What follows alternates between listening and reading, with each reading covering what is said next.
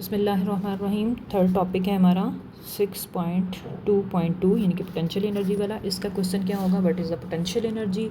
और B part है what are its different types. और सी पार्ट है show that gravitational potential energy is equal to M G H. M है mass, G क्या है gravitational field strength है या ग्रेविटेशनल एक्सेलरेशन है, और एच क्या है हाइट है। डेफिनेशन सबसे पहले आप लिखेंगे पोटेंशियल एनर्जी की, the energy possessed by body by virtue of its position. पहले हमने जो एनर्जी पढ़ी थी by virtue of its motion पढ़ी थी, और ये जो है पोजीशन यानी कि उसमें मोशन चेंज होती है तो काइनेटिक एनर्जी बनती है, और इसके अंदर बॉडी अपनी पोजीशन चेंज करता है तो उससे जो है जो एनर्जी हासिल होती है वो पोटेंशियल एनर्जी कहलाती है। उसके बाद इसका फॉर्मूला होगा potential energy is denoted by P E या फिर ई पी जैसे आपकी बुक में लिखा हुआ है, and its formula is given below P E is equal to M G H. उसके बाद एग्जांपल देख लेते हैं। A ball held above the ground, एक बॉल है नीचे पड़ी हुई, आप उसको उठा के ऊपर लेके जाते हैं तो उसके अंदर एनर्जी जो है पोटेंशियल एनर्जी हो जाएगी। अ स्ट्रेच रबर बैंड, आपके पास रबर बैंड है, आप उसको स्ट्रेच करते हैं तो वो उसके अंदर आपने उसकी पोजीशन चेंज की है तो उसके अंदर जो एनर्जी होगी वो पोटेंशियल एनर्जी होगी। अगर आपने स्प्रिंग जो है उसको कंप्रेस कर दिया तो उसके अंदर एनर्जी जो है वो पोटेंशियल एनर्जी होगी। और roller coaster at the top of a hill, roller coaster जाती है टॉप ऑफ हिल चली जाती है, अपनी नीचे से ऊपर जाती है तो वो पोटेंशियल एनर्जी सेव कर लेती है। तो ये सारे ऑब्जेक्ट्स जो हैं ये क्या करते हैं, पोटेंशियल एनर्जी के ज़रिए काम करते हैं। These objects have the potential to do work when released और अलाउड टू मूव। इनको छोड़ा जाए या फिर इनको मूव करने के लिए मूव किया जाए ऊपर नीचे की तरफ तो ये पोटेंशियल एनर्जी इनके अंदर प्रोसेस हो जाती है। टाइप्स ऑफ पोटेंशियल एनर्जी कितनी होती है, elastic potential energy, chemical potential energy और इलेक्ट्रोस्टैटिक पोटेंशियल एनर्जी। 3 टाइप्स की हैं। इलास्टिक जो है वो है the energy stored in a compressed और stretch spring is called elastic potential. जो स्प्रिंग के अंदर एनर्जी होती है उसको कंप्रेस करने के लिए या उसको खींचने के लिए। स्प्रिंग की शेप क्या होती है आपके पास, ऐसे होती है, ठीक है। अगर आपने इसको कंप्रेस किया यानी कि इसको ज्वाइन कर दिया है तो इसके अंदर जो एनर्जी प्रोड्यूस होगी वो पोटेंशियल एनर्जी होगी। अगर आपने इसको रिलीज़ किया है, दोबारा उसी फॉर्म में आ गया है, ये रिलीज़ किया या आपने खुद इसको स्ट्रेच किया है, ठीक है, तो भी इसके अंदर पोटेंशियल एनर्जी प्रोड्यूस हो जाएगी। फॉर एग्ज़ाम्पल स्लिंग शॉट यानी कि गुलेल जो होती है, अगर आपने उसको पकड़ के खींच के छोड़ा है तो जब खींचते हैं आप उसके अंदर पोटेंशियल एनर्जी आ जाती है। शू के एब्जॉर्बर्स जो शॉक लगता है उसको एब्जॉर्ब करते हैं, वो भी स्प्रिंग टाइप चीज़ें होती हैं, वो हो गए। और winding spring in toys and watches, और वो जो वाइंडिंग टॉयज़ को चाबी से हम देते हैं उसको मरोड़ते जाते हैं तो हम उसके अंदर क्या करते हैं, पोटेंशियल एनर्जी सेव कर देते हैं और फिर उसके बाद वो जो है वो छोड़ते हैं तो फिर पोटेंशियल एनर्जी काइनेटिक एनर्जी में चेंज होना। उसके बाद है chemical potential energy. The potential energy is the chemical of a battery is called chemical potential energy which is change to electrical energy by chemical reactions. अब उसने कहा कि ये जो सेल्स होते हैं हमारे पास, बैटरी के अंदर बैटरी होती है या सेल्स होते हैं, उनके अंदर जो पोटेंशियल एनर्जी होती है वो केमिकल पोटेंशियल एनर्जी होती है क्योंकि केमिकल रिएक्शंस की वजह से वो प्रोड्यूस होती है।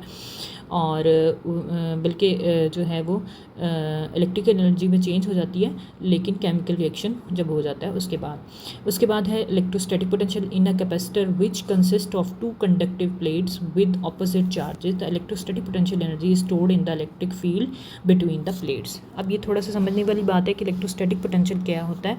ये होता है हमारे पास कि हमारे पास एक कैपेसिटर होता है। कैपेसिटर ना इस तरह होता है, जो ऊपर से नज़र आता है, जो चीज़ों में यूज़ हो रहा होता है वो तो इस तरह की शेप होती है और 2 उसके लगी होती हैं, लेकिन अंदर से वो कैसे होता है, वो होता है कि उसकी 2 विच कंसिस्ट ऑफ 2 कंडक्टिव प्लेट्स, उसके अंदर 2 इस तरह करके ना प्लेट्स होती हैं, यानी कि आप ये कह लें कि पतरे से होते हैं कॉपर के या किसी मेटल के ना, इस तरह करके वो, और वो इस तरह 2 तारों से ज्वाइन होते हैं, बैटरी से ज्वाइन होते हैं। ये जो 2 तारे हैं ना, इसके नीचे एक यहाँ पे है, एक ये है उसके साथ जो जुड़ा हुआ है। अब इनके दरमियान जो है एक पॉजिटिव प्लेट होती है, एक नेगेटिव प्लेट होती है, और इनके ऊपर चार्ज बन जाता है।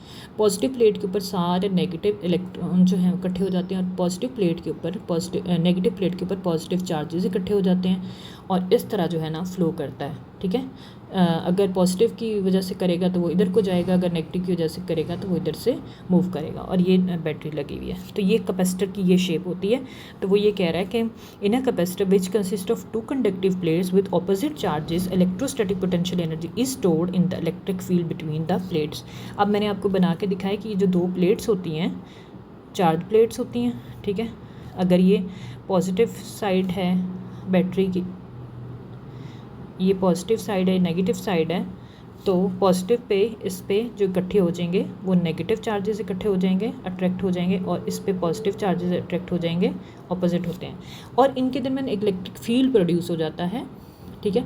वो नेगेटिव से पॉजिटिव की तरफ हो या पॉजिटिव से नेगेटिव की तरफ हो, तो वो एक इलेक्ट्रिक फील्ड होता है। इलेक्ट्रिक फील्ड ये होता है कि जब वो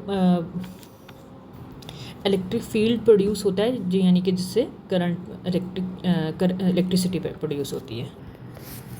नेक्स्ट सी पार्ट है हमारे पास, ड्राइव करना है आपने फॉर्मूला PE = mgh, या फिर जो आपकी बुक पे दिया हुआ है E और पोटेंशियल एनर्जी = mgh, जिस तरह भी आप लिखें। मुझे इजी लगता है P लिखने में, तो मैं इसमें लिख देती हूँ।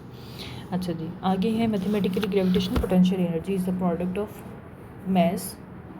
ग्रेविटेशनल पोटेंशियल एनर्जी जो है वो हमारे पास है बराबर है प्रोडक्ट ऑफ मास G और एज। मास G क्या है, ग्रेविटेशनल एक्सेलरेशन, एज क्या है, height. Consider an object of mass M, मैं M लिखना भूल गई हूँ, आप यहाँ लिखेंगे M, being lifted vertically by a force F to H as shown in figure below।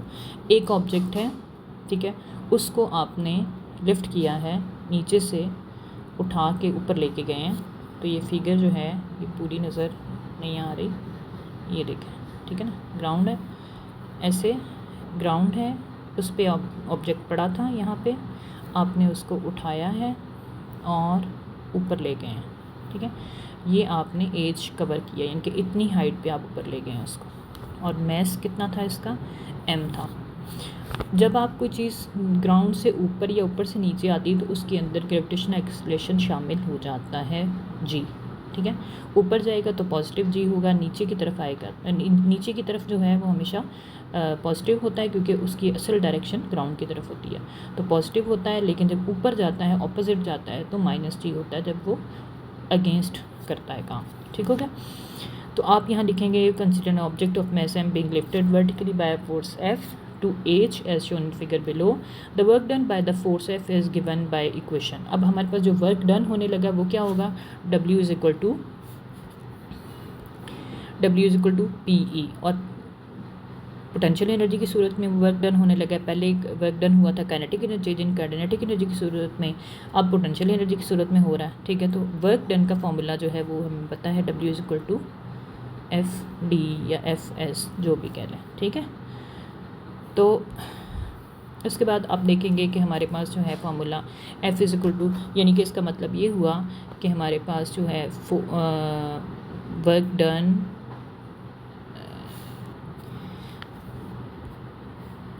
हमारे पास जो है ये इसमें ये देखें, हमारे पास जो F है ये है हमारे पास फोर्स, और S हमारे पास है डिस्टेंस। जो फोर्स है हमारी वो किसके इक्वल होगी, हमारे पास वेट के इक्वल होगी, ठीक है ना।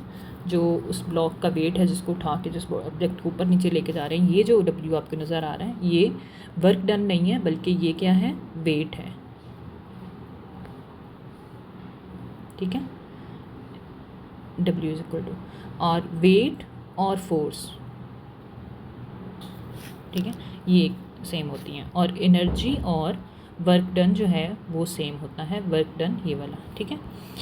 अच्छा, अब यहाँ पे जो है हमारे पास F = W = mg आ रहा है। हेयर द डिस्टेंस S जो है वो हमारे पास हाइट की सूरत में है, यानी कि यहाँ से ऊपर जा रही है, ऑब्जेक्ट जा रहा है, ठीक है। तो वो S की बजाय हाइट कवर कर दिया तो वो आ जाएगा। अब हम इसको पुट करेंगे, putting equation 2 and 3 in equation 1, यानी कि 2 F की वैल्यू फोर्स या फिर वेट की वैल्यू mg, और डिस्टेंस जो है वो एज की सूरत में हम पुट करेंगे किस इक्वेशन में। पीछे हमारे पास जो है potential energy equal W is equal to थी F और S वाली। इसके अंदर आपने F की जगह पे पुट कर दिया mg और S की जगह पे आपने पुट कर दिया h, तो mgh हो गया। हमारे पास चेंज इन पोटेंशियल एनर्जी जो है वो mgh आ गई। ठीक है, तो ये हमारा प्रूफ हो गया potential energy equal to mgh, यानी कि product of mass, gravitational acceleration and height.